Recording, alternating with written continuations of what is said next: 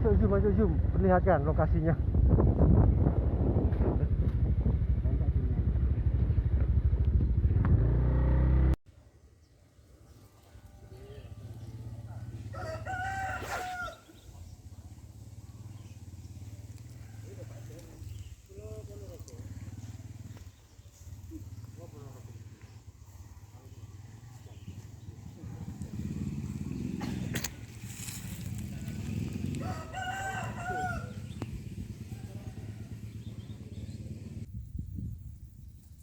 Pengukurannya Gas ya.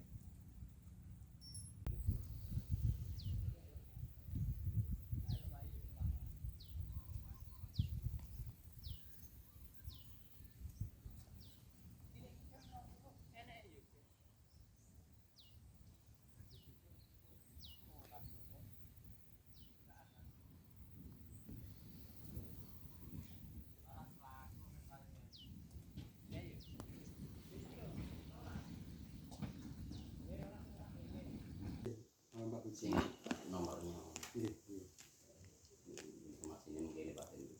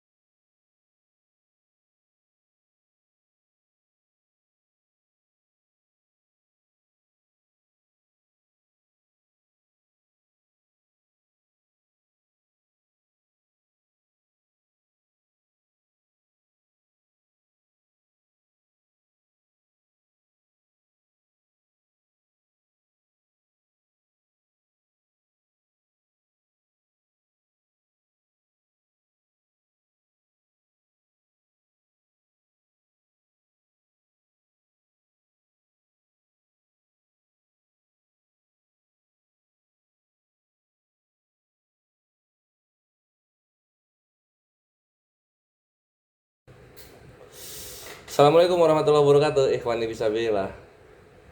Mari kita dengarkan sebuah celotehan lagi untuk menyambung video sebelumnya mengenai program pendirian Masjid Zojahidin besutan ZCC. Nah, ini ngaruh tujuan ngapain gue di sini gitu kan. Karena tadi Tritung ada yang Tritung atau nggak tahu ya, gue nggak tahu Tritung nggak tahu Muslim ya. Maaf ya kalau misalnya lu Tritung. Apa dibilang dia?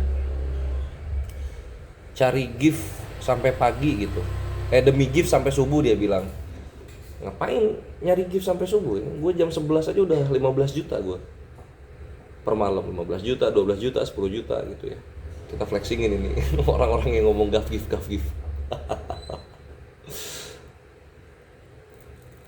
Jadi tujuan gua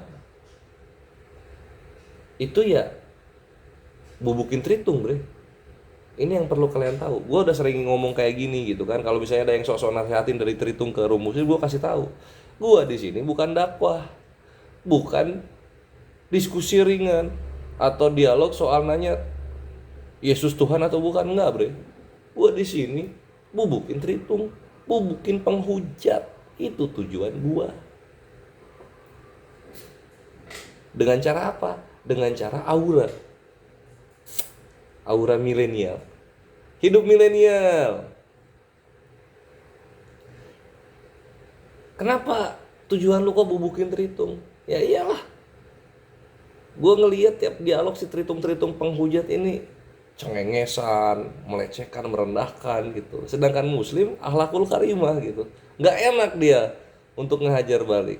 Karena apa? Memang Muslim itu kan la ikraha fiddin, tidak memaki sesembahan orang lain, dan juga toleransinya tinggi gitu. Jadi dihajar sebagaimanapun imannya, difitnah seperti apapun imannya, dia tetap menghargai lawan debatnya gitu. Nah, gue di situ ini tidak bisa dibiarkan. Biarkan tangan gue yang kotor, wahai Muslim. Biarkan tangan gue yang kotor. Masuklah gue ke sini, ngebubukin para penghujat. Alhamdulillah, mabre, Allah mudahkan gue mencari data mengenai aib-aibnya Tuhan-Tuhannya para penghujat. Gitu. Itu tujuan gue. Yam. Makanya Tritung penghujat ketemu Kores kaget mereka. Loh, kok Muslimnya begini? Kenapa Muslimnya bisa mengkonter semenyedihkan dan sepahit ini kepada Tuhannya gua? Para penghujat gitu. Nggak percaya? Ceklah dialognya Kores. Ada Victory sampai astaga Tuhan. Christian Prince sampai anjing bangsat. Terus yang kedua Christian Prince, sudahlah Kores, kita dialog santai saja gitu. Saya itu kalau dialog sama kamu, aduh Tuhan ampuni mulut saya Tuhan, gitu-gitu dia. Bom sampai keluar roh dahak dari mulutnya, ya nggak? Zhang sampai jadi boneka dashboard, palanya bergidik kayak kalau kena polisi tidur bergidik palanya. Nah itu Zhang gue bikin emosi. Kosman sampai au gitu kan. Suweka sampai bergetar-getar mulutnya ketika denger counternya Kores. Siapa lagi penghujat yang belum ngerasain gue?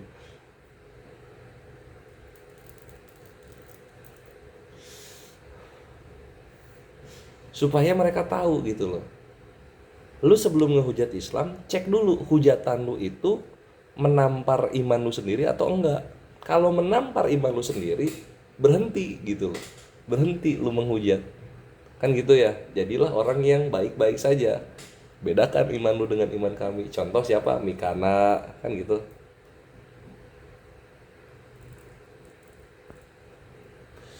Edis juga, bre. Dialog argumentasi Muslim semua yang dipakai. Dan tujuan dia turun di dialog lintas iman ini apa coba? Ada videonya, dia berkata seperti ini. Karena dia kecewa, takut, dan sedih. Anak-anak Tuhan, maksudnya yang seagama sama dia, itu pada masuk Islam katanya. Nah di sini gue koreksi Edis. Hidayah datang dari Allah, bukan dari kami umat Muslim. gitu. Jadi mau segimanapun lu mencoba untuk menyetop saudara-saudara lu masuk Islam, kuasa lu itu nggak ada apa-apanya. Lu hanya manusia kecil hina, karena hidayah itu datang dari Allah. Hidayah udah sampai kepada orang, ini orang apapun halangannya, apapun rintangannya, pasti akan menjemput hidayah dari Allah. Lu nggak bisa ngapa-ngapain. Buktinya apa? Viewer lu 20 ribu, 11 ribu, 8 ribu, 6 ribu, tetap aja tiap bulannya ada yang bersyahadat, dituntun oleh Gurunda dan juga Apologet Islam Indonesia. Alhamdulillah, itu kenyataannya. Sehingga balik lagi, tujuan gue bubukin Tritung, bukan mensyahadatkan orang, karena syahadat datang dari Allah Subhanahu wa Ta'ala, gitu bro.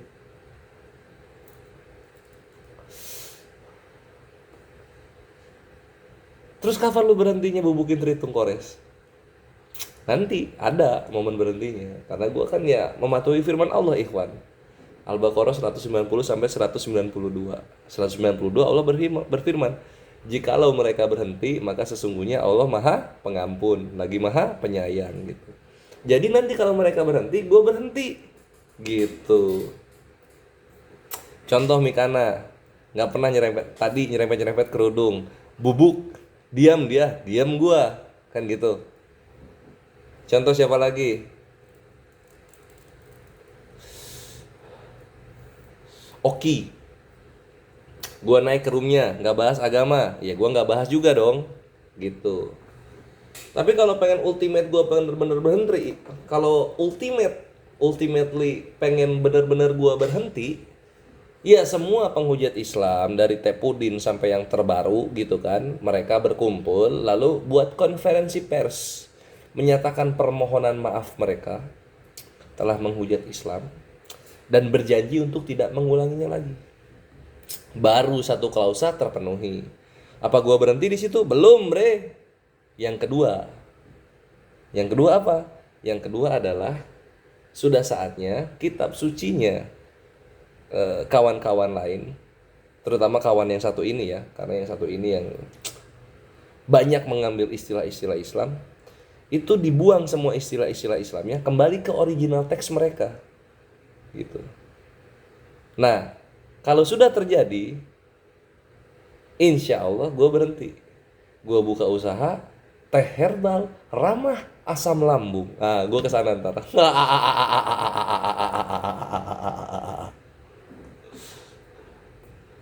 Nah, dengan syarat seperti itu, insya Allah masih lama gue berhenti, ikhwan. Gitu. Malah keburu apa? Keburu gua insya Allah menikmati nikmat kubur dan kores-kores baru sudah pada bermunculan. Dan insya Allah argumentasi kores yang praktis-praktis mengkonter penghujat sudah viral duluan di Indonesia. Amin, amin, Allahumma amin. Jadi balik lagi, tujuan gua bubukin Tritung di sini. Bukan dialog, bukan debat, bukan syahadatin orang, bukan dakwah, bukan. Bubukin Tritung. Itu.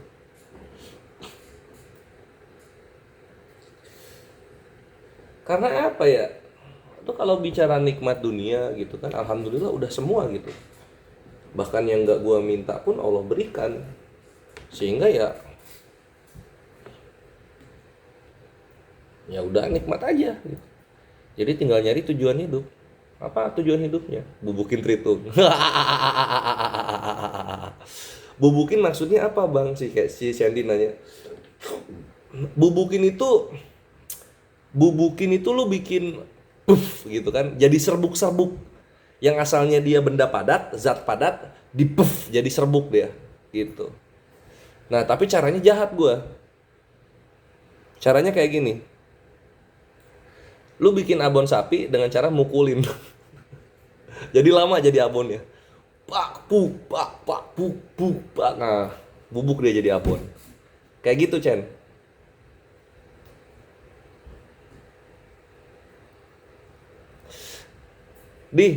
Ngaju cara jahat. Ya kalau nggak mau dijahatin dengan fakta-fakta yang gua bawa, ya jangan jahat lah gitu loh. Gue kan bukan tipe orang tonjok perut kiri. gue kasih pinggang kanan. Di ngaku ngoke ngaju ngaku maksudnya iya gitu. Jahat lah macam gini. Emang lu pernah lihat polisi nangkep maling atau begal dengan cara salaman, halo saya polisi, salam, ayo ikut saya ke kantor gitu, saya kasih makan, kan nggak gitu bre. Wah digulung itu begalnya, digulung, tembak kakinya gitu, borgol kan, tendang masuk ke dalam mobil, kan kayak gitu. Kalau nggak mau digituin ya jangan jadi begal. Sama penghujat juga, kalau nggak mau gua kasarin dengan fakta-fakta yang ada, ya jangan menghujat, gitu aja. Karena Chen, ini gua kasih tahu, kores adalah tuayan dari apa yang penghujat tabur, gitu. Gua tuayannya.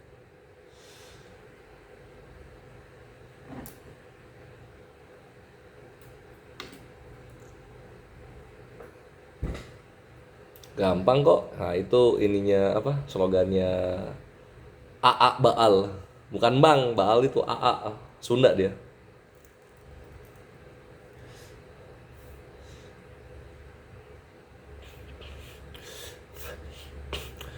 Jadi Chan, dunia itu nggak apa ya? Nggak sepolos otak-otaknya Tritung yang nggak ada kedutan-kedutan gitu. Polos aja kayak puding otaknya. Dunia itu kompleks. Segala sesuatu bisa baik, segala sesuatu bisa jahat, tergantung koridornya, tergantung pengarahannya kemana. Contoh, misalnya lu jahat, tapi ketika lu jahat kepada begal atau penghujat gitu, atau orang-orang yang zolim, ya itu benar gitu kan. Jahat di sini adalah jahat dengan menggunakan fisik, atau jahat dengan menginterogasi gitu, sehingga ketahuan sindikat-sindikat dari orang-orang yang zolim ini ada di mana aja gitu. Semua tergantung pengarahannya. Mirroring ya, mirroring. Kalau gue nggak mirroring ya, gue lebih ke apa yang penghujat katakan itu malah dilakukan oleh sesembahannya para penghujat ini, bukan mirroring. Lebih ke yang ada itu lu gitu loh, bukan kami, yang ada itu lu.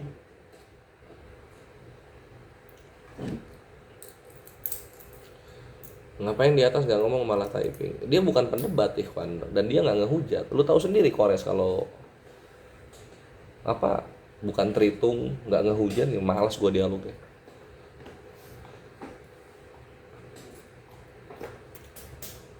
Yoi, gue predatornya Tritung penghujat.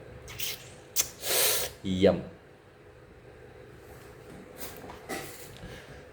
Terus Tante Mika tuh keren tadi. Ketika ada Tritung yang sok-sok nasehatin dia semprot balik gitu. Lu harusnya nasehatin itu room-roomnya Tritung yang ngehujat gitu. Pain di sini. Wah, anjir, gagah. Bagus. Jiwa-jiwa Kores sudah ada di dalamnya. Pancing aja Bang, siapa tahu ujung-ujungnya menghujat. Gue yang salah dong kalau kayak gitu. Jangan memulai. Kalau kita memulai, Ikhwan, ini gue kasih tahu, kalau kita memulai, maka nanti kita kena sama firman Allah, janganlah kamu memaki sesembahan orang lain. Kena di situ gitu. Gua supaya menghindar tidak melanggar perintah Allah yang itu, gua berangkat dari An-Nahl ayat 126. Jikalau dan balaslah mereka dengan siksaan yang mereka timpakan kepadamu. Gitu. Kalian kan sering dengar An-Nahl ayat 126. Udu'u bila rabbika bil hikmah. Serulah orang-orang kepada Tuhanmu dengan penuh hikmah. Kayak gitulah. Itu An-Nahl 125. Kalian cek An-Nahl 126-nya. Allah udah tahu. Ketika kita sedang berdiskusi, berdialog, pasti ada penghujat. Nah, makanya Allah siapkan An-Nahl ayat 126. Nah, ya ud'u ila sabili bil hikmah. Ud'u ila sabili rabbika bil hikmah. Itu. Waalaikumsalam warahmatullahi wabarakatuh. Nah, karena Allah sudah tahu, Allah kan maha mengetahui, tahu akan ada teritung-teritung penghujat. Allah siapkanlah firman-Nya berikutnya, An-Nahl ayat 126, dan jikalau dan balaslah mereka dengan siksaan yang sama dengan siksaan yang mereka timpakan kepadamu.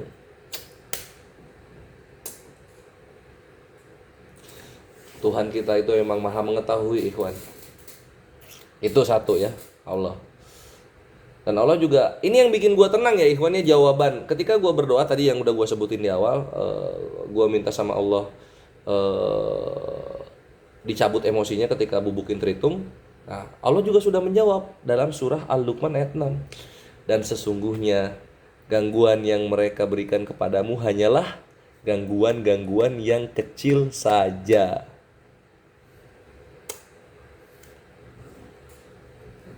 Gimana gua nggak cinta coba sama Tuhan gua? Keren banget loh. Firman-firmannya itu benar-benar jadi prinsip kehidupan kita, jadi pegangan hidup kita. Apapun aspek kehidupan lo, entah itu apapun bentuk-bentuk kegiatan lo di dunia. Contoh gua, kegiatan yang jarang orang lakukan ya, yang di API juga, bubukin Tritung. Kontak langsung dengan para penghujat Islam. Itu Allah sudah siapkan firman-firman yang menenangkan hati kita, memantapkan jiwa kita untuk maju, bubukin mereka gitu kan. An-Nahl ayat 126, Al-Luqman, surah Luqman ayat 6 gitu. Belum lagi surah Al-A'raf ayat 194, Al-Baqarah ayat 25. Waduh. An-Nisa ayat 17. An-Nisa atau Al-Maidah ya? Al-Maidah ayat 17 kalau nggak salah. Keren, bre.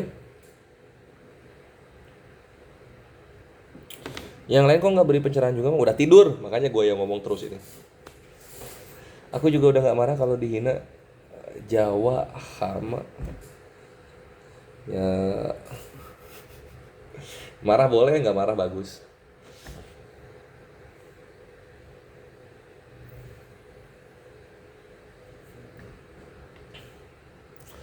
Jadi itulah enaknya di Islam itu, setiap kita mau ngapain udah ada tuntunannya. Dan kita dibiasakan ketika kita mengalami sesuatu, kita ingat Tuhan dulu, kita ingat Allah dulu sebagai Tuhan kita. Dapat yang enak, segala puji bagi Allah. Mau memulai kerjaan, memulai sesuatu yang baru, memulai pengalaman, memulai bicara dengan menyebut nama Allah. Ketika kita mendengar berita yang buruk, kita mohon ampun kepada Allah. Melihat sesuatu yang menakjubkan, kita bilang Masya Allah. Masya Allah itu apa ya? Lupa ya. Terus kalau misalnya kita melihat yang indah-indah, Maha Suci Allah. Juara ya. Benar-benar tauhid.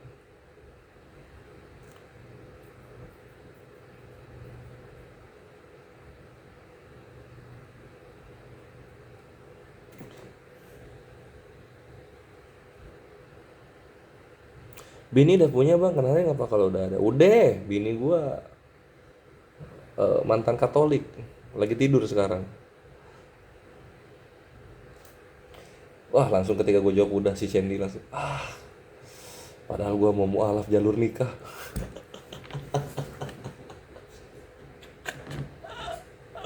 Canda Chen. Sempurna sekali Islam itu bang, makanya gue seneng banget di Islam gitu, tenang deh, bikin tenang.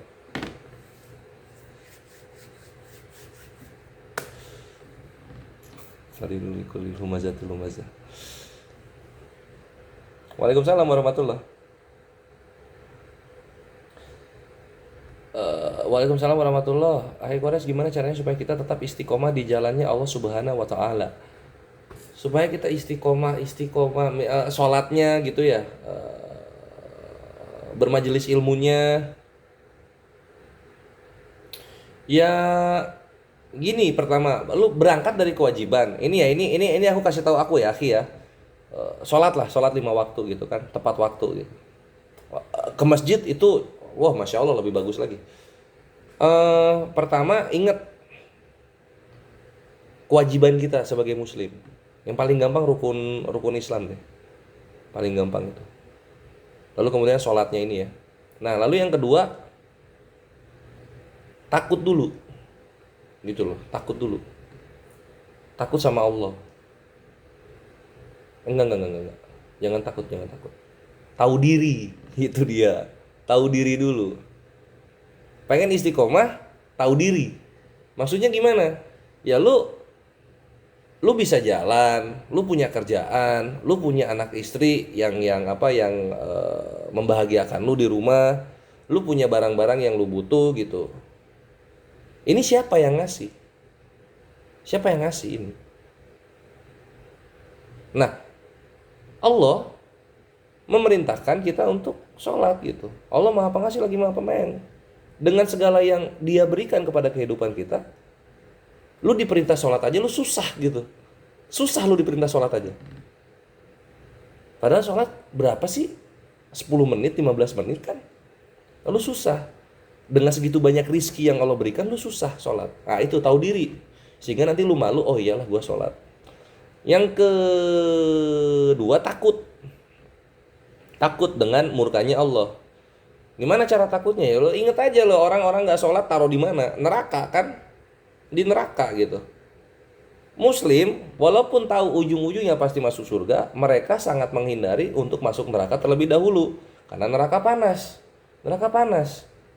Lu nggak tahu gimana cara takut kepada Allah Subhanahu Wa Taala, ingat neraka. Nggak tahu rasanya neraka. Lu nyalain kompor gas, lu taruh ini jari lu. Jangan sehari, jangan semenit, jangan 5 detik aja.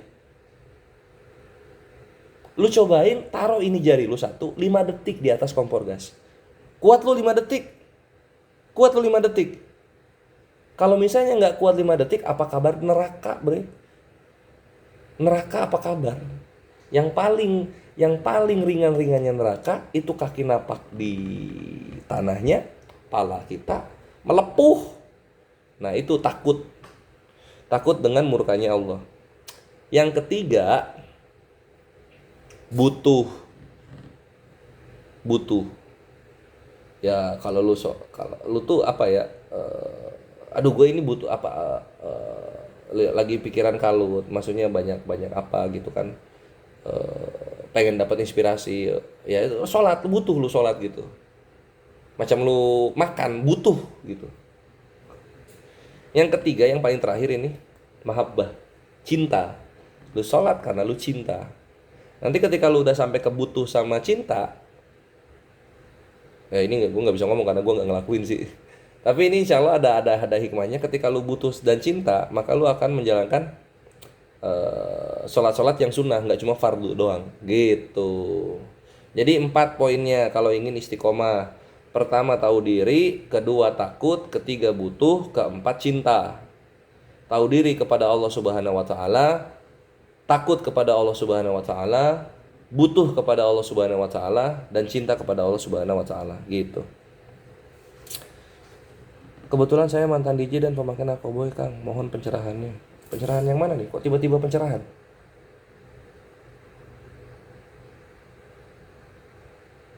Bukti akhlak Nabi Muhammad SAW sebagai uswatun hasanah masih terjaga dengan ditiru. Yoiks.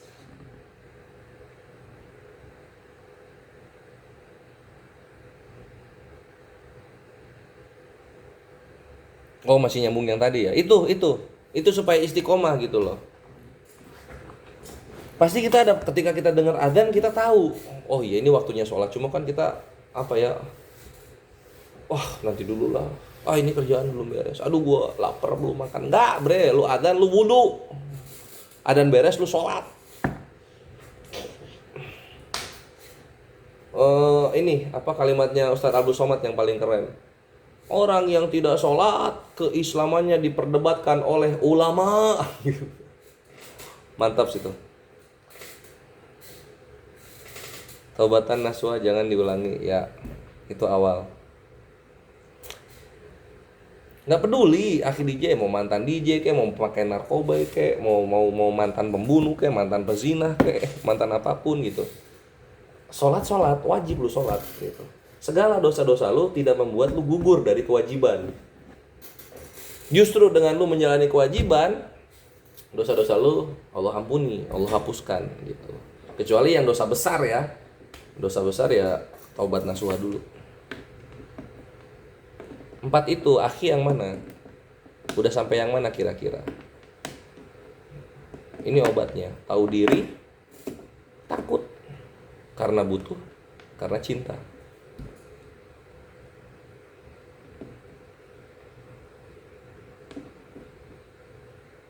Mikana shock saat Dijas berumur 47 tahun. Gimana akhi DJ? Terpuaskan dengan jawabannya? Ada lagi yang mau ditanyakan? Mumpung gue lagi seneng ngobrol. Ini gue masih ada berapa nih? Setengah jam lagi ya. Oh iya, Ikhwan ya, ini aku info juga. Ayoks, ini akhi ST sama akhi Kopi Pahit. Jazakumullah khairan katsiran bil jannah udah support untuk operasional berangkat ke pesantren Darut Tauhid. Untuk yang lain yang ingin support silahkan DM atau chat Kores. Supaya apa? Supaya bisa operasional ke sana gitu. Karena kalau kalian mau wakaf buku udah tutup, kuota 300 sudah kekumpul. Jadi kalian bisa beramal jariah, support operasionalnya ke sana. Aku butuh 6,5, alhamdulillah sudah terkumpul 3,5-an lah gitu. Oke, gas. Koin Nabi tapi emang Islam diharuskan berdosa gitu. Kita hapuskan kata diharuskan. Tanpa kata diharuskan, semua manusia akan melakukan dosa. Entah karena khilafnya, entah karena nggak taunya, entah karena godaannya. Pasti melakukan dosa mereka ini. Manusia, bre. Karena apa? Karena free will, kehendak bebas. Tuhan itu memberikan kita free will, kehendak bebas. Makanya kita lebih mulia dari malaikat. Dalam Islam ya, dalam Islam. Gue nggak tahu kalau agama lain. Dalam Islam kita lebih mulia dari malaikat karena kita punya kehendak bebas. Kenapa? Karena gini, malaikat beribadah patuh kepada Allah Subhanahu wa Ta'ala karena memang dia nggak punya kehendak untuk berbuat maksiat. Dia diciptakan patuh. Tapi kalau manusia, Allah ciptakan punya kehendak bebas. Sehingga ketika dia memilih ibadah daripada maksiat, ini 1 poin plus di atas malaikat karena dia memilih itu sendiri dari dirinya. Mantap nggak tuh? Mantap lah bre. Makanya Islam itu kitab sucinya adalah sempurna karena memperlihatkan apa itu benar, apa itu salah, apa yang dikehendaki oleh Allah Subhanahu wa Ta'ala Tuhan kita, apa yang dilarang oleh Allah Subhanahu wa Ta'ala Tuhan kita. Jelas banget itu. Dari kita masih kecil sampai tua, dari kita dari kita hidup sampai mati. Itulah kenapa Islam itu sempurna. Bukan perkara buku sejarah yang omong kosong diceritain segala ini tetek bengeknya gitu kan. Tapi nggak ada poin yang bisa kita ambil dari pelajaran. Islam kisah Nabi ada kisah Nabi-Nabi, tapi momentum-momentum yang membuat kita mengambil pelajaran gitu loh. Bagaimana teladan Nabi ketika dihadapi musibah, bagaimana doa Nabi gitu kan ketika dia meminta kepada Allah gitu. Oh iya, ini salah satu poin plus Islam juga yang gue sukai ikhwan. Berdoanya nabi-nabi di Islam, Nabi Muhammad SAW terutama, itu sangat indah didengar ketika dia sedang meminta kepada Allah. Sangat indah didengar. Banyak kata-kata yang indahnya gitu loh. Contoh misalnya frasanya, wahai zat yang maha tinggi, yang dimana menggenggam jiwaku di tangannya. Masya Allah, keren-keren. Apalagi yang waktu perang Khaybar ya. Ya Allah, jikalau kami kalah di sini, maka agamamu Islam tidak akan lagi didengar di muka bumi. Waduh, indah banget kata-katanya. Beautiful.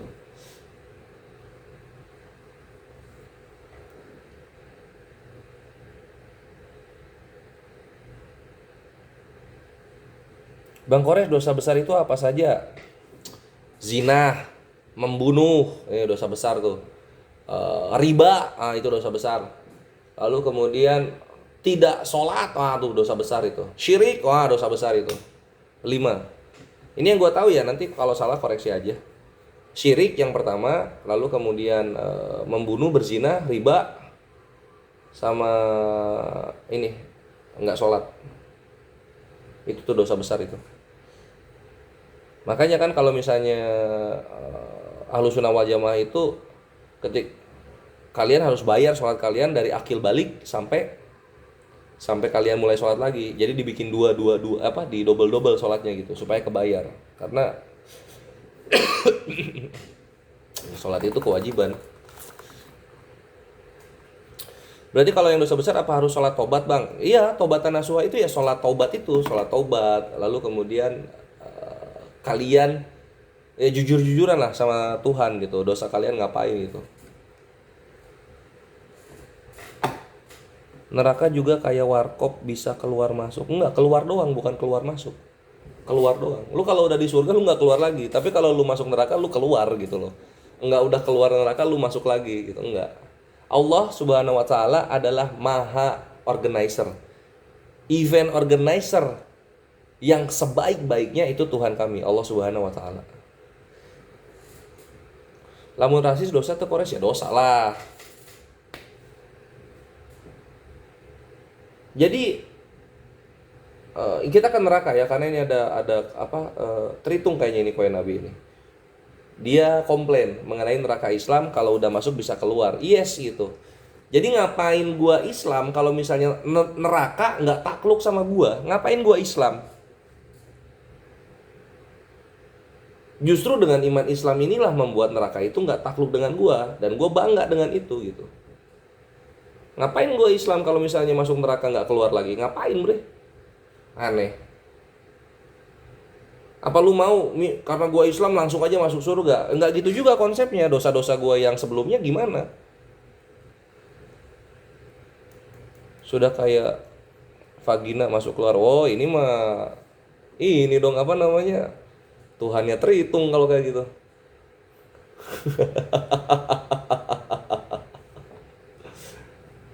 Coba gini bayangin.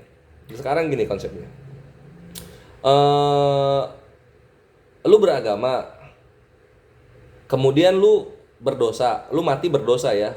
Misalnya lu habis ngebunuh, udah gitu korupsi juga gitu kan, udah gitu menyakiti orang tua lu. Lu mati nih, kemudian lu masuk surga. Ini kan apa anjir? Apa? Kenapa manusia yang seperti ini hidupnya, lalu kemudian dia mati, kemudian dia masuk surga gitu? Coba otaknya dipakai. Ini raos gitu, eta seri akores iyalah, soalnya dia bawa vagina. Vagina kan udah ketat banget sama apa? Gini banget nih sama Tuhannya Tritung.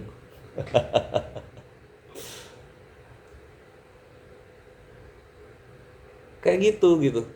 Coba lu dipakai otaknya Ikhwan ya. Masuk akal nggak gitu. Oh, ini orang banyak dosa gitu kan, tapi karena agamanya dia langsung masuk surga begitu saja. Masuk surga dia. Aneh banget. Yang paling benar itu Islam gitu. Walaupun lu agama lu Islam, tapi ketika lu mati gitu kan, lu meninggalkan dosa-dosa lu terdahulu, apalagi dosa kepada sesama gitu kan, ya lu dicuci dulu di neraka itu dosanya bre. Habisin itu di neraka dosanya. Karena kita juga waktu hidup di bumi kan gak mungkin kita habis main, masuk rumah, baju kotor habis main, langsung kita taruh di lemari. Kan orang blow on kayak gitu. Sama dengan surga gitu loh. Surga juga gak mungkin orang-orang yang masih banyak dosanya, najis ini, masuk ke dalam surga sama dosanya. Surga apa ini? Makanya Islam itu ujung-ujungnya masuk surga. Kenapa? Karena Islam yang masih ada dosa-dosanya dicuci dulu di neraka. Dicuci dulu bre. Ini orang masuk surga dulu. Ini misalnya ada orang ngebunuh sama orang dibunuh, nggak ada haknya ya. Masuk surga, dua-duanya ketemu. Oh, kamu masuk surga? Iya. Kita kan seagama, makanya kita masuk surga. Tapi kan lu ngebunuh gua. Ya kita seagama, jadi masuk surga. Lah, nggak adil dong. Masa gua dibunuh lu masuk surga, lu ngebunuh gua masuk surga juga? Apalah ini? Gitu, bre.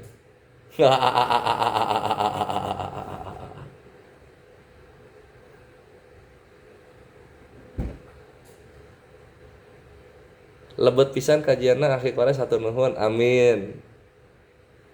Kalau ada yang benar dari apa yang Kores omongin, ini datang dari Allah Subhanahu wa taala, Tuhan semesta alam, pemilik langit dan bumi beserta segala sesuatu di antara keduanya. Ditimbang dulu toh, iya ditimbang. Oh, marah koin Nabi. Ya coba aja lu pikir otak lu gitu. Sorga di dalamnya ada orang yang berdosa sama orang yang nggak dosa gitu kan. Barengan ini berdua. Apa nggak najis sorga seperti itu, bre? Apa nggak najis sorga seperti itu? Coba dipikir ke sana.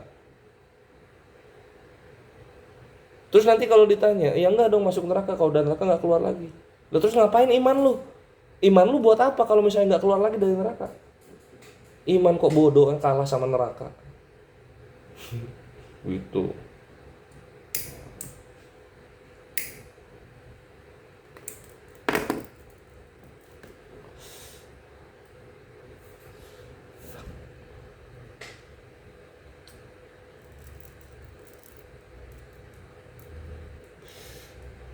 Makanya jelas banget. Dalam Islam itu nggak mentok sampai kamu selamat udah kelar. Selamat apa gitu loh? Selamat tuh apa di dalam selamatnya itu apa? Itu dibahas itu dalam Islam. Selamat, kamu selamat. Apa yang selamat dari apa gitu? Alhamdulillah.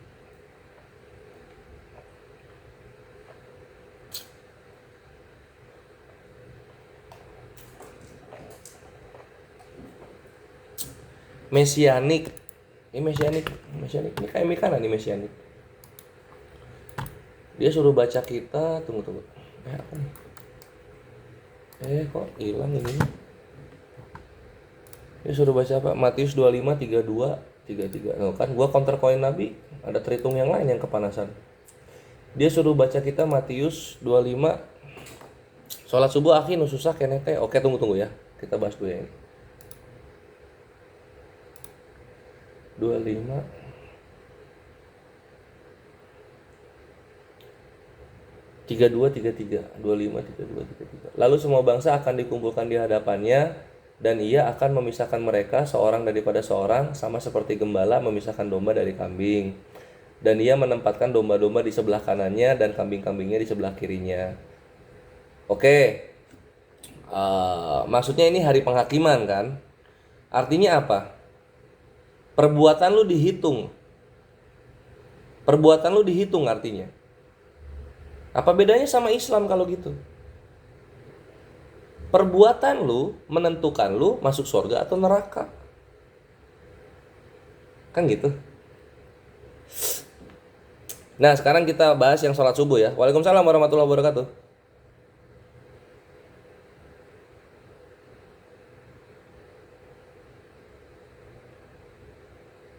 Sholat subuh akhi nu susah kene teh. Gini. Kalau tahu kita tidur akan kelewat sholat subuhnya, jangan tidur. Jangan tidur. Kalau tahu ya. Ini gue pribadi ya ikhwan ya. Ini gue pribadi. Gue tuh sampai berpikir gini. Bodoh amat gue kena serangan jantung. Yang penting gue bisa sholat. Gitu gue. Bodoh amat gue mati dibunuh. Yang penting gue bisa sholat.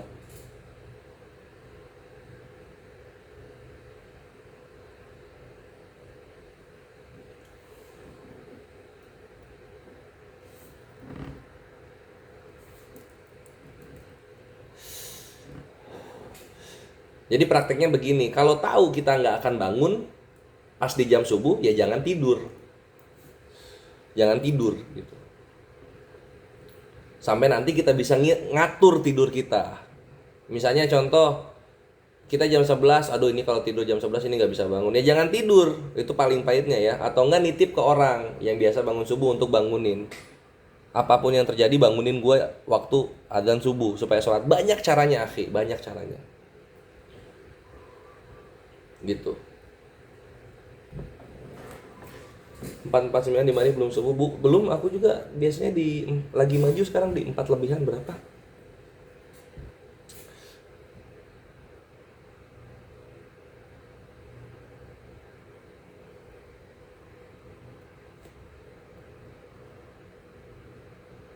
Itu tadi minum es, bang. Better minum yang anget-anget bang, enggak.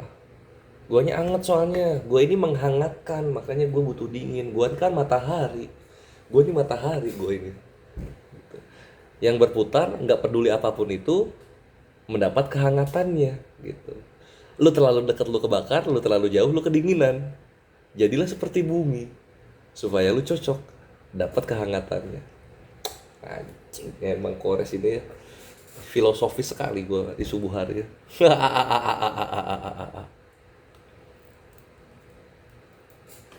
Jangan ada yang jiplak. Jangan ada yang jiplak. Res, konsep Allah Maha Besar dan gak bisa dilihat itu seperti apa? Begini, akhi, begini. Ini hikmah ya, ini hikmah Kores. Kalian tanyakan sama yang lebih berilmu. Gitu, kepada asatidz kalian. Konsep Allah Maha Besar ini seperti ini.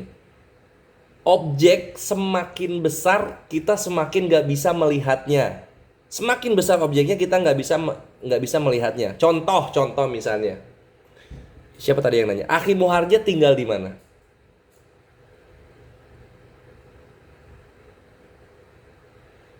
Belum di sini, belum Akhi Alam. Akhi Muharja tinggal di mana? Jakarta, oke. Sekarang gua tanya, Akhi Muharja bisa lihat Jakarta? Jakarta, bisa lihat Jakarta nggak?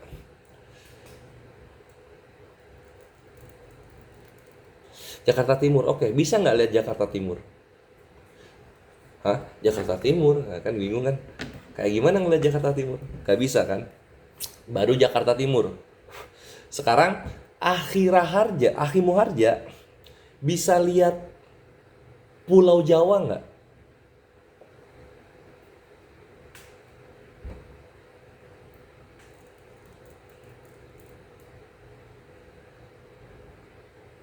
Nggak bisa juga. Ini makin gede makin nggak bisa lihat Akhi Muharja. Nah inilah konsep dimana Allah Maha Besar, Allah tuh nggak bisa dilihat karena semakin besar objeknya semakin nggak bisa kita lihat gitu loh. Tapi yang Maha Besar, yang Maha Mencipta, yang Maha Memiliki itu bisa tahu yang zohir dan yang batin. Google Map itu model, kita lihat model, bukan lihat aslinya, kita lihat model. Sama kayak atom. Kalian itu lihat modelnya atom gitu. Model tuh maksudnya tuh apa ya model itu? Representasinya, bukan bentuk aslinya. Itu model itu. Nah, gitu akhi. Jadi ketika Allah Maha Besar, lu bayangin aja. Jakarta Timur aja nggak bisa lu lihat, Pulau Jawa aja nggak bisa lu lihat, apalagi bumi. Apalagi bumi. Apalagi alam semesta, galaksi Bima Sakti. Apalagi alam semesta yang di dalamnya itu ada galaksi Bima Sakti. Itu baru langit ke-1. Apalagi lu lihat langit kedua, apalagi lu lihat langit ketiga, bre. Langit ke-4, ke-5, ke-6, ke-7, Sidratul Muntaha, surga, neraka, kursi, ars. Allah Subhanahu wa taala, Allahu Akbar. Gimana lu mau melihat? Kan gitu, gede banget. Itulah saking kemahabesarannya Allah itu loh. Makanya para alim ulama mengatakan Allah itu tidak bertempat. Karena tempat apa yang bisa menaungi kemahabesaran Allah Subhanahu wa ta'ala? Sehingga berkorelasi dengan gak bisa dilihat. Karena Allah Maha Besar. Gitu.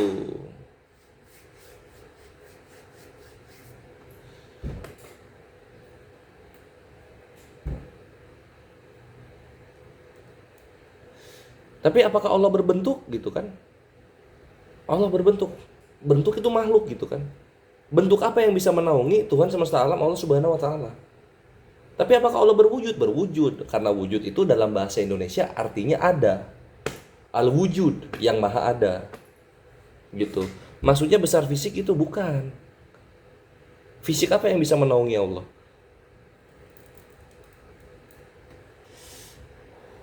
Nah, jadi penjelasan ini jangan disambungin ke fisik, jangan gitu. Karena kalau fisik itu udah dimensi itu jatuhnya.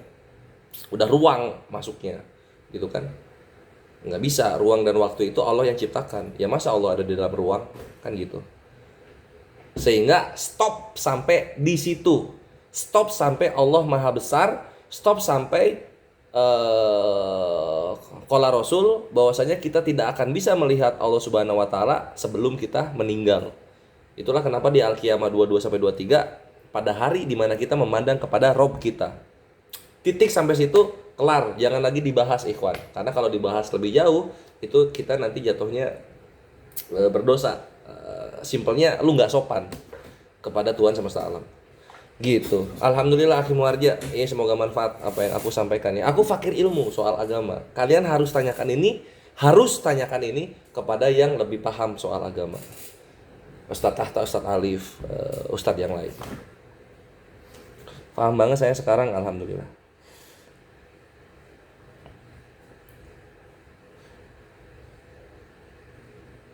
Nah, terus sekarang biasanya terhitung kayak gini. Gue lagi nunggu lu kepleset menghujat bang, kayak apologet Islam kebanyakan. Oh tunggu, momentumnya itu akan ada. Kalau ada yang menghujat bre, kalau nggak ada ya udah gitu. Nah sekarang ke sini, biasanya ini agak masuk nih, ini agak masuk Chen. Tapi gue ada disclaimer. Biasanya terhitung kalau dialog, Tuhan lu maha kuasa nggak? Ke Islam nanya ya. Islam jawab maha kuasa. Ya udah. Kenapa dia nggak bisa jadi manusia? Nah gitu pertanyaannya. Kenapa dia nggak bisa jadi manusia? Jawaban kita, biasanya muslim yang awam dialog bingung untuk menjawab. Padahal para alim ulama kita udah menjelaskan bahwa Allah Subhanahu wa taala punya sifat mustahil. Apa itu sifat mustahil? Sifat yang bertentangan dengan kemahaannya. Gitu. Jadi jawabnya gimana Kores? Ya bilang aja ya mustahil Allah jadi manusia. Loh kok mustahil, kan nggak ada sesuatu yang mustahil jadi kan nggak ada sesuatu yang mustahil bagi Tuhan gitu. Oh kalau gitu coba Tuhan lu jadi tai, langsungnya ke sana. Mati dia di sana. Coba Tuhan lu jadi tai kalau gitu. Bisa nggak jadi tai? Kalau bisa, wah udah ini dia ngehujat Tuhannya sendiri. Yang namanya Tuhan, satu-satunya Tuhan Allah Subhanahu wa taala punya sifat mustahil. Allah maha besar, nggak mungkin maha kecil. Allah maha suci, nggak mungkin maha najis. Itu sifat mustahil. Sifat yang bertentangan dengan kemahaannya. Ini jawab ke Tritung, baru dia mikir ntar.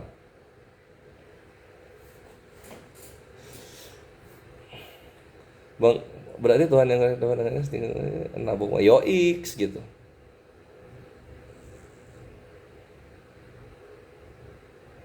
Nah ini yang tadi nggak pantas, yang bilang nggak pantas itu ya, yang bilang nggak pantas itu ya argumen kedua, mustahil dulu yang dibawakan.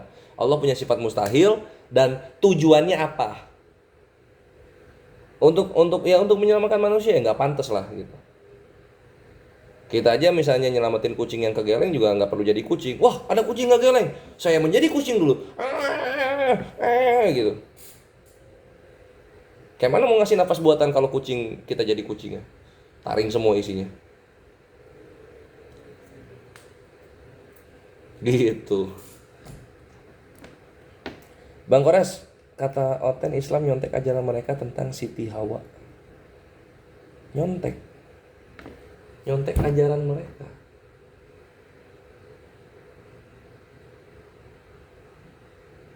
Nyontek ajaran mereka. Oh karena ada kisah Hawa dalam Islam terus dibilang nyontek gitu oleh mereka.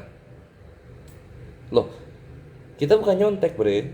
Jawab, kita bukan nyontek, kita evaluator. Kita mengamini semua kisah-kisah yang ada di kaum-kaum terdahulu. Tapi kita mengkoreksi mana yang salah, mana yang benar dari kisah-kisah terdahulu. Itu kita evaluator. Islam itu evaluator. Yang menjiplak itu Tritung gitu kan. Tritung yang menjiplak. Kenapa bisa menjiplak? Ya lu lihat aja. Kitabnya Yahudi.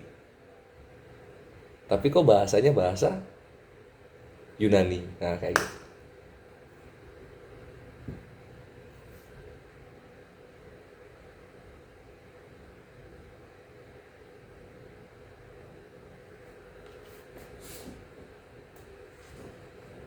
Kalau misalnya benar kita nyontek, kenapa kisah nabi-nabi kita nggak ada yang bermaksiat seperti di dalam kitabnya Yahudi? Gituin aja. Kalau misalnya kita nyontek, kenapa di dalam Islam tidak ada konsep Tuhan punya 3 pribadi? Kenapa? Katanya nyontek. Gitu.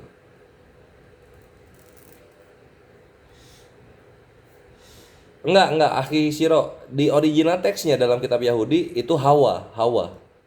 If itu Inggrisnya if, Hawa gitu. Cuma counternya begini, kalau misalnya kalian mau pakai kores. Oke, ada Hawa di sana, ada di kitabnya Yahudi ada Hawa. Oke.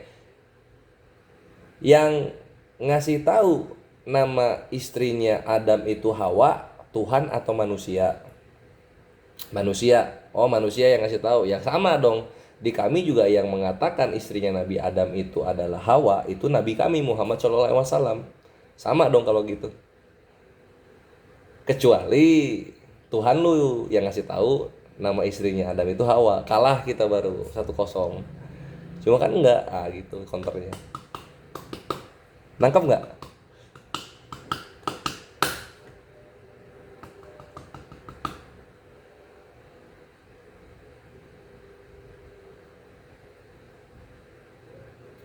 Mantap. Nah, kalau misalnya memang bermanfaat semua jawaban kores, itu datangnya dari Allah yang benernya. Kalau ada salah-salah itu datangnya dari aku pribadi yang fakir ilmu. Jadi support, woi, program operasional kores ke Darut Tauhid. Sisa 3 jutaan lagi insya Allah. Jazakallah khair yang udah. Ya, DM kores untuk minta norek operasionalnya, atau chat kores, atau tanyalah langsung di sini. Oke, mantap ikhwan. Dan ya intinya semua nabi tidak pernah meninggalkan nyawa sama manusia, Bang Kores. Yo X gitu. Nabi kita, nabi-nabi yang kita imani tidak pernah mengajarkan Tuhan akan berubah bentuk, nggak pernah. Atau Tuhan mempunyai banyak jiwa di dalam keberadaannya, nggak pernah mengajarkan gitu. Nabi-nabi yang kita imani gitu. Dan nabi-nabi yang kita imani pesannya sama, sembahlah satu Tuhan, yaitu Allah Subhanahu wa taala. Ittaqullah. Itu yang nabi-nabi konsisten ini dari zaman Nabi Adam alaihissalam sampai Nabi Muhammad sallallahu alaihi wasallam. Dan kita beriman, berpegang terhadap kesaksian nabi-nabi tersebut sampai sekarang 2025. Beautiful, nggak pernah berubah, konsisten, mantap.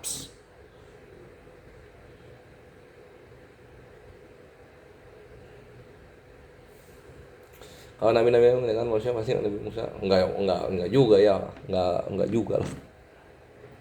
Nabi kita aja berkata, jikalau aku diperbolehkan menyuruh manusia untuk sujud menyembah kepada yang lain, maka aku akan perintahkan para wanita sujud menyembah kepada suaminya. Nabi kita bilang gitu, bukan ke Firaun.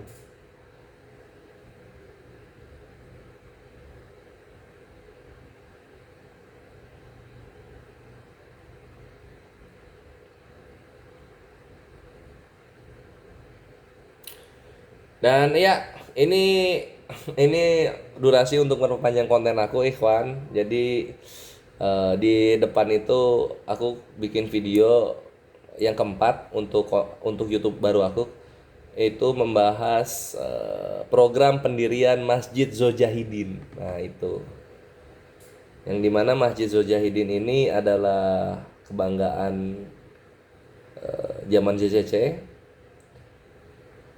di mana kita berhasil membuat masjid di suatu wilayah yang sudah puluhan tahun tidak ada masjidnya, dan muslim-muslim di sana sangat merindukan mempunyai masjid gitu. Wah, itu perjuangannya berdarah-darah lah untuk bikin masjid di sana. Dan waktu itu masjidnya berapa? 300-an juta gitu. Alhamdulillah dari Kesultanan Kores itu bisa terkumpul 150-175-an. Alhamdulillah. Bismillah, asbab para ahlu sodakoh, jalur Kesultanan Kores. Iya, di Blora. Itu masuk hutan, ikhwan. masuk hutan. Survei pertama itu aku, survei kedua itu baru JCC banyak ke sana. Bang Handi, Akian, Spade Sugi. Dan itu tuh di wilayah rumahnya istrinya Pak Desugi. Nama YouTube-nya apa? Triun Slayer Comment Center 2. Duanya pakai Romawi. Gitu. Jadi silahkan kalian nonton di sana di Triun Slayer Comment Center 2. Kores namanya susah, memang susah. Kalian mau jadi subscriber Kores di YouTube, usaha bre. Usaha gitu. Karena gue nggak nyari subscriber. Kalian kalau merasa Kores berguna dan bermanfaat argumentasinya untuk umat, kalian yang usaha nyari gimana pun caranya gitu. Ini aku kasih tahu clue-nya ya. Untuk dapat YouTube Kores kedua karena baru banget posting sehingga susah dicari di pencarian, kalian ke komunitas di akun YouTube Kores pertama, buka di komunitas, nanti di situ ada link untuk masuk ke TSCC 2. Nah, itu caranya satu. Gitu. Alhamdulillah. Yuk, masih ada 4 menit lagi. Silahkan berikan pertanyaan terbaik kalian sebelum gua tutup. Jangan lupa juga support operasional aku untuk ke pesantren Darut Tauhid dalam rangka penyerahan wakaf buku yang diamanahkan oleh kalian-kalian juga.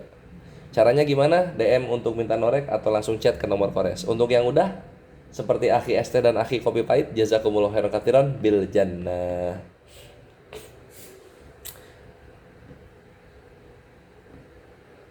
Lanjut, oke lanjut. Apa dong? Tanya dong. Supaya kelar. Supaya gua ngomong lagi. Di typing guru. Typing. Oke. Tunggu.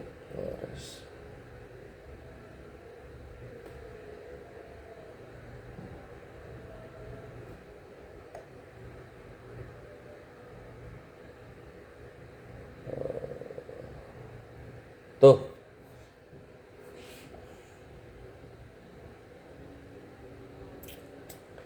Bang, bedanya Nasrani sama Kristen apa? Oke.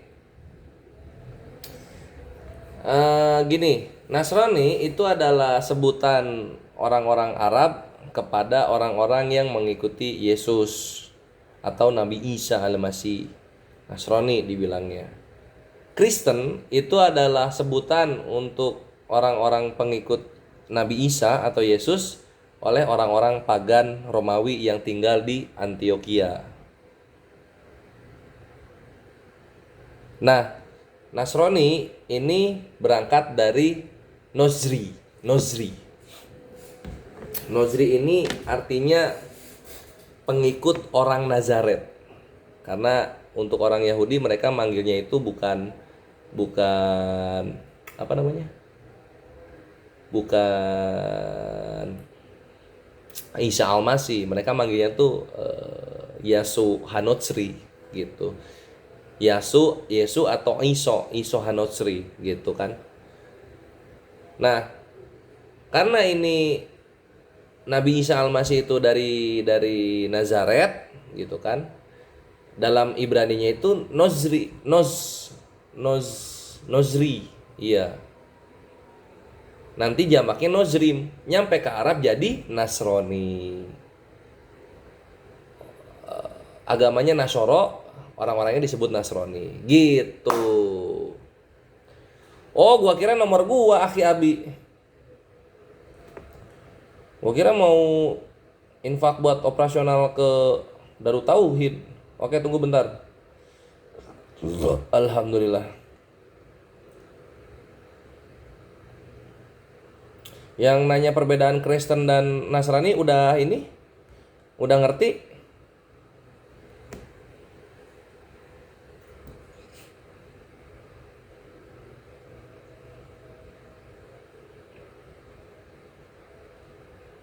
Bang Kores yang ngajarin Oten buat dan nyembah patung tuh siapa sih? Gini biasanya Ikhwan, orang-orang yang bikin patung itu seringkali mereka bilang mereka nggak nyembah patungnya gitu. Tapi ya tetap kalau misalnya di dalam Islam itu ya dihukumi menyembah patung karena menghadap ke patung dalam memuja dan menyembahkan gitu. Nah, perkara mengenai Oten buat dan nyembah patung, buatnya lah ya. Karena begini, ketika mereka menjadi agama negara dalam Kekaisaran Roma, budaya-budaya pagan yang bikin-bikin patung itu mereka ambil gitu. Jadi seninya itu mereka ambil, entah dalam maksud membuat orang-orang pagan mudah mengenali mudah untuk masuk ke dalam iman yang baru, atau memang hanya seni saja gitu loh. Jadi itu terjadi di pagan Romawi. Belum masih tahrim di sini. Mending Nasrani ketimbang Kristen. Iya, biasanya gue nanya ke lawan dialog itu. Kalau Nasrani itu dari Yahudi, penamaannya dari Nozrim. Jadinya Nasrani atau Nasoro gitu. Tapi kalau Kristen atau Kristianos akar katanya itu dari pagan-pagan Roma yang tinggal di Turki gitu.